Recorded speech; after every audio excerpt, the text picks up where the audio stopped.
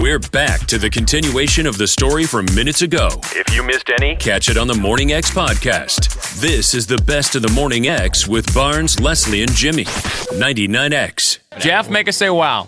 Yes, I was in underground back in the early 70s when the underground was... Wait a minute. Is this Frank? This is Frank. Oh, don't say my name, Jesus Christ. Frank, how are we supposed to not know it's you? I can't tell you now. Why? Because I can't. Frank. If you're going to disguise your voice, at least. I tried to. I was talking deep. Frank? Frank is on the show all the time. He calls up once and say, "Oh yeah, this is Jeff." Frank, we all knew in one word who it was. Frank.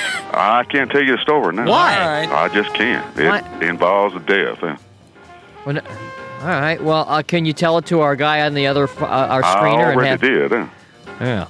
Okay.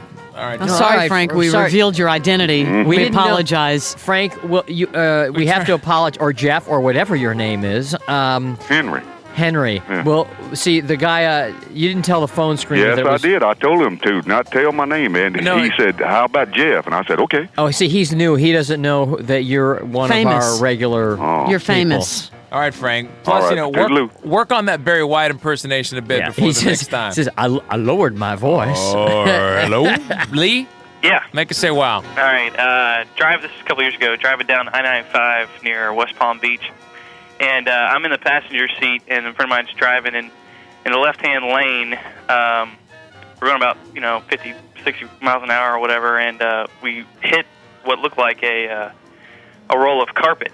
And so we slid about 75 feet off into the grass median. And the driver's still kind of frazzled, and I said, well, I'll check and see what it is. I get out, walk around to the front of the car, and it's a guy.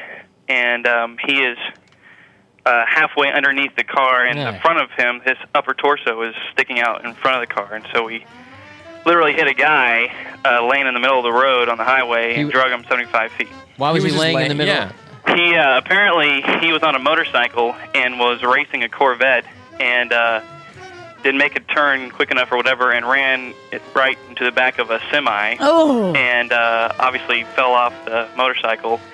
And this all happened in front of us, but it was at night, so we didn't see it, going on. And so he had rolled into the left lane apparently, and then about 5 seconds later is when we hit him. So you get out of the car. He was still alive. You get out of the car and there's a guy clinging to your bumper.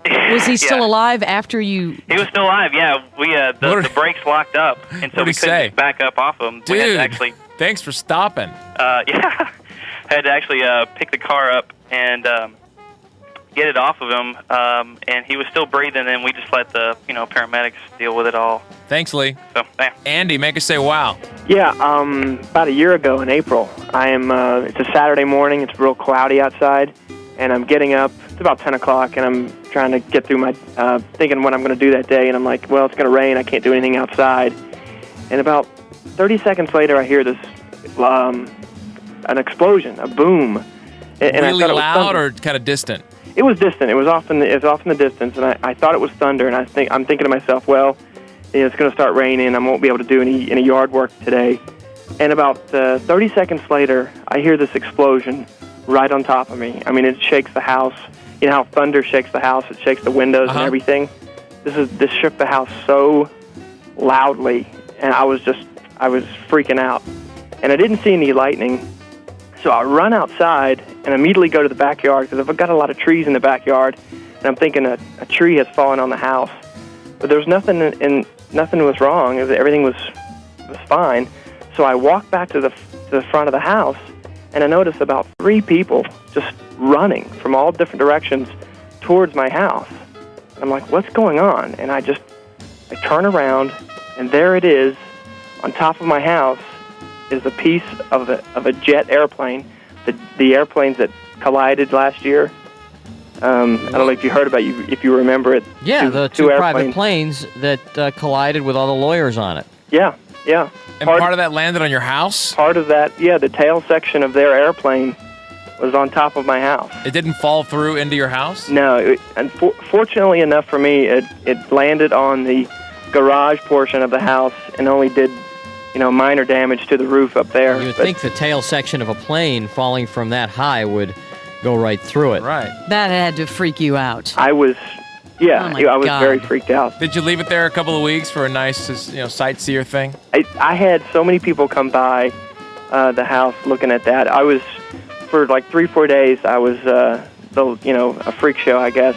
This segment's not even close to being over, and you don't want to miss part 2 coming up next. This is the best of the Morning X on 99X. Jim Rome takes on sports. I'm here to give my State of the Union. What do I always say? While they may always be a disappointment, they're not always horrendous.